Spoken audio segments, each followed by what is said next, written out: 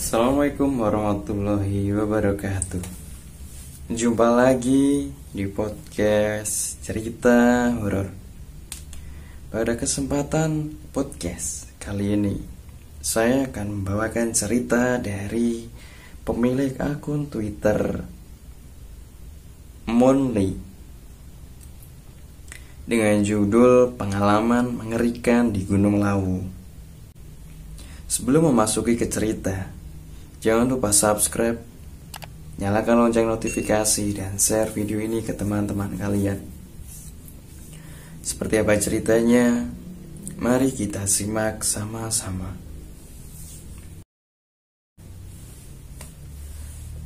Pengalaman mengerikan di Gunung Lawu. Tweet kali ini berdasarkan cerita dari teman yang pernah naik Gunung Lawu. Beberapa tahun yang lalu teman saya cerita pendakiannya, tapi tahunnya dia lupa kapan. Mungkin sekitar tahun 2015. Jadi waktu itu pendakian dilakukan bersama kelompok PA di SMA dia. Kurang lebih beranggotakan 10 orang. Kami pun berangkat pagi hari menuju Cemoro Sewu.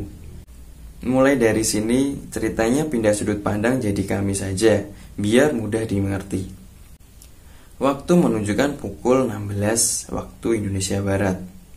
Kami tiba di Cemoro Sewu yang kita jadikan spot untuk memulai pendakian.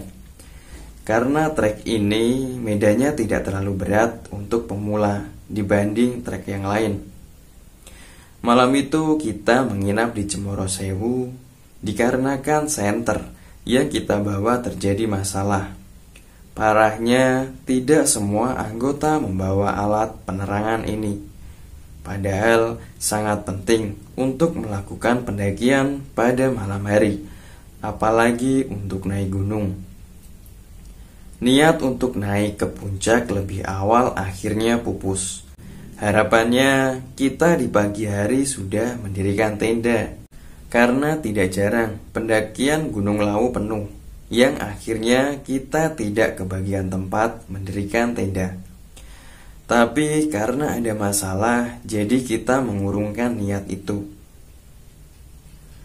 Besok paginya pukul 8 waktu Indonesia Barat, kami bergegas untuk memulai pendakian. Dan untunglah pendakian kami lancar. Kira-kira pukul 14 kita sampai di puncak. Dan benar saja, di puncak sudah dipenuhi tenda dari pendaki lain yang datang lebih awal.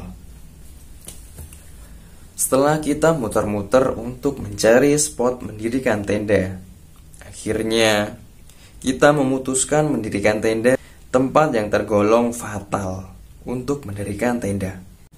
Kita mendirikan tenda di tempat dengan kemiringan 35 derajat dan tepat di tengahnya ada aliran air. Tapi apa boleh buat, pikir kami ini hanya tempat istirahat siang. Toh juga langit sedang cerah. Dan bukan anak gunung kalau belum menyeruput kopi hitam plus makan mie instan. Dan itulah yang kami nikmati setelah mendirikan tenda.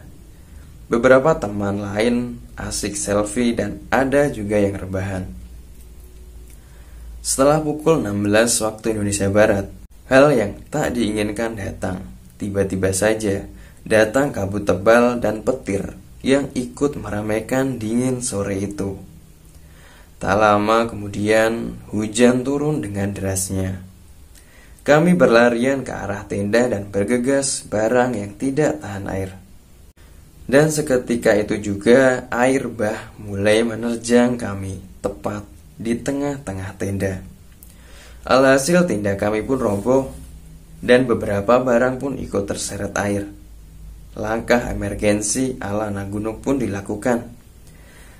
Setelah semua barang milik masing-masing anggota diamankan, giliran tenda kami yang roboh. Segera kami lipat di bawah derasnya hujan. Karena waktu tenda yang kita pakai bukan tenda dom, melainkan hanya tenda konvensional biasa yang dipakai anak pramuka kemah. Selesai packing darurat, kami segera rapat dadakan. Kalau masih bertahan di puncak, mungkin malamnya kita tidak akan kuat bertahan karena tenda kita roboh dan juga beberapa stok makanan ikut hanyut di bawah air. Akhirnya kita semua sepakat nekat untuk turun dalam hujan deras. Kami pun berbagi tugas. Yang pernah naik Gunung Lawu bertugas menjadi leader, dan 2 teman nongkrong kami ditugaskan membawa tenda basah tadi. Teman saya bertugas sebagai sweeper. Dalam keadaan hujan deras, gelap, kedinginan, dan alat penerangan seadanya, kami bergegas turun karena takut nanti kemalaman. Dan dari sinilah semua kengerian dimulai. Beberapa kali saya mendengar dua orang pembawa tenda tadi mengeluh dan mengeluarkan kata-kata haram yang diucapkan saat naik Gunung Lawu. Sebenarnya saya juga kasihan, tapi ketua bilang itu sebagian hukuman buat mereka karena prepare yang seadanya dan berdampak pada semua anggota. Hal aneh pertama kami adalah di malam itu kami melihat deretan lampu senter yang berbaris dan berliku-liku, dan juga terlihat jelas karena hujan sudah mulai reda. Tapi anehnya tak ada satupun yang berpapasan dengan kami saat itu. Dengan hati tenang, kita pun mencoba berpositif thinking kalau pendakian lain mungkin belum sampai di sini. Karena kami belum bertemu pos 5, lama-kelamaan kami merasa aneh dan khawatir. Karena jalur yang kami lewati sepertinya bukan jalur Cemoro Sewu. Seringkali kami melewati rute yang tergenang lumpur, layaknya daerah yang belum terjamah manusia. Saya kebetulan membawa senter dan beberapa kali saya senter arah kanan kiri. Rasanya kami masuk hutan. Saya beberapa kali berteriak, "Leader, perhatikan jalur," dengan harapan leader bisa menemukan jalan sebenarnya. Kembali saya mendengar suara jengkel dari pembawa tenda di depan saya. Meskipun saya tidak bisa melihat mereka karena gelap, tapi saya ingat betul logat dan suara mereka. Berkali-kali sang ketua berteriak meminta pembawa tenda tidak berbicara seenaknya dan sabar dulu. Pengalaman horor pun dimulai. Saat saya merasa agak jauh dari teman yang lain, tiba-tiba saya disalib seorang pemuda dari belakang yang memakai celana jeans potongan atas dengkul, kaos oblong dan tanpa alat penerangan sama sekali. Saya sempat menyapa, "Mas, rombongan dari mana?" tanpa jawaban dan tanpa menoleh. Pemuda tadi terus berjalan tanpa menghiraukan saya. Pikir saya waktu itu, paling temennya ada di belakang, atau mungkin dia tertinggal. Terus mengikuti arah leader. Saya menyusuri jalan setapak dan berbatuan, dan tepat di samping saya adalah jurang yang kedalamannya tidak diketahui. Karena saat saya mengarahkan senter ke arah jurang, terlihat pemandangan yang gelap gulita.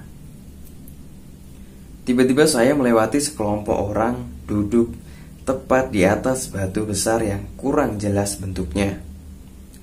Karena tanpa penerangan sama sekali, hanya hitam saja. Kalau tidak salah jumlahnya ada 4 orang. 2 diantaranya duduk di atas batu tepi jurang dengan potongan rambut gondrong, sedang yang lainnya berdiri bersender di batu. Sempat saya mengarahkan senter ke arah sana, tapi hanya arah batu yang mereka duduki. Dan juga saya melihat penampakan botol bir dan botol mineral yang isi airnya berwarna kekuning-kuningan. Sedangkan di sekitar botol berserakan kulit kacang. Sambil menyapa, saya mencoba bertanya, "Maaf mas, ini jalur Cemoro Sewu bukan?" Namun mereka hanya sekedar mengangguk. Pikir saya mungkin mereka lagi tinggi. Dan hal paling aneh pun terjadi. Kali ini adalah kami berhenti pada sebuah batu besar yang menempel di tebing. Ketua kami bilang dengan hati-hati bahwa ternyata kami sedang dikerjain sama goib di situ. Karena tanpa sadar kami, ternyata ketua telah memberikan coretan pada batu itu. Dan dia sudah ketiga kalinya mencoret batu itu. Artinya, kami sudah 3 kali melewati batu besar tadi. Akhirnya kami berkumpul dan berdoa memohon pertolongan. Dan peringatan keras ditujukan kepada pembawa tenda tadi yang mengeluh dan berbicara kata haram diucapkan. Selesai berdoa dan ritual meminta maaf, kami melanjutkan perjalanan. Dan betul saja, tidak lama kemudian kita langsung bertemu dengan pos 5. Segera kami beristirahat, menenangkan diri, dan mengisi perut yang sudah keroncongan. Kisaran pukul 3 waktu Indonesia Barat, kita sampai di Cemoro Sewu. Setelah sampai di Cemoro Sewu, belum ada yang bercerita soal kejanggalan-kejanggalan yang terjadi selama turun gunung. Baru beberapa hari setelah sampai rumah, kita bercerita tentang keanehan yang terjadi. Akhirnya, masing-masing bercerita yang mereka rasakan di sana. Ada yang merasa, ada yang melihat wanita sedang berjalan di depannya pas mau memanggil teman di belakang. Ternyata, wanita itu menghilang. Berbeda dengan leader, dia merasa kalau jalannya itu sama persis dengan jalan yang dilewati tadi pagi. Beberapa kali dikasih tahu kalau jalannya berlumpur. Dia jawab, ya kalau mau enak di rumah saja. Dia sebenarnya sudah curiga sejak awal. Dan juga dia beberapa kali mendengar suara aneh dari arah samping. Arah suara minta tolong, padahal sampingnya jurang. Terus lagi ada suara seperti layaknya pasar. Mitosnya, itu adalah pasar setan Gunung Lawu. Selesai.